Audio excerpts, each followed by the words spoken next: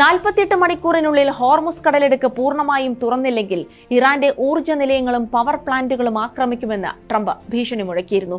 അമേരിക്കയും ഇസ്രായേലും ഇറാനിലെ ഊർജ്ജ നിലയങ്ങൾ ആക്രമിച്ചാൽ തിരിച്ചടിയായി ഗൾഫ് രാജ്യങ്ങളിലെ വിവര സാങ്കേതിക വിദ്യ, ഊർജ്ജം, ജലശുദ്ധീകരണശാലകൾ എന്നിവ തകർക്കുമെന്ന കടുത്ത പ്രതികരണമായിരുന്നു ഇറാന്റെ ഭാഗത്തു നിന്നുണ്ടായത്. മരുഭൂമി നിറഞ്ഞ ഈ മേഖലയിൽ കുടിവെള്ളത്തിനായി കടൽവെള്ളം ശുദ്ധീകരിക്കുന്ന പ്ലാന്റുകളെയാണ് ആശ്രയിക്കുന്നത്.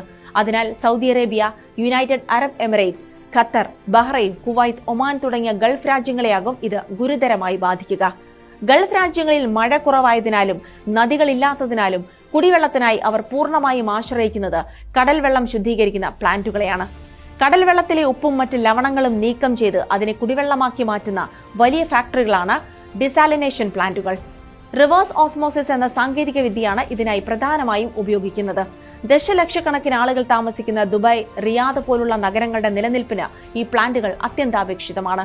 കുവൈത്തിലെ 90% വെള്ളവും സൗദി അറേബ്യയിലെ 70% വെള്ളവും വരുന്നത് ഇങ്ങനെയുള്ള പ്ലാന്റുകളിൽ നിന്നാണ്. UAE-യിലെ കുടിവെള്ളത്തിന്റെ പകുതിയോളം ഈ പ്ലാന്റുകളിൽ നിന്നാണ് ലഭിക്കുന്നത്.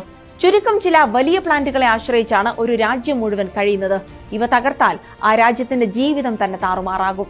ഈ പ്ലാന്റുകളെല്ലാം കടൽ തീരത്താണ് സ്ഥിതി ചെയ്യുന്നത് എന്നതിനാൽ ഇറാന് എളുപ്പത്തിൽ ഇവയെ ആക്രമിക്കാൻ സാധിക്കും. കുടിവെള്ളത്തിന് മാത്രമല്ല, ഗൾഫിലെ പ്രധാന വരുമാനമായ എണ്ണവാതക വ്യവസായങ്ങൾക്കും ഈ വെള്ളം ആവശ്യമാണ്.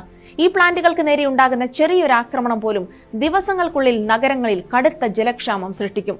സൗദിയിലെ ജുബൈൽ പ്ലാന്റ് തകർന്നാൽ ഏകദേശം 85 ലക്ഷം ജനങ്ങളുള്ള റിയാദ് നഗരം ഒരാഴ്ചയ്ക്കുള്ളിൽ വാസയോഗ്യമല്ലാതാകുമെന്ന് വിദഗ്ധർ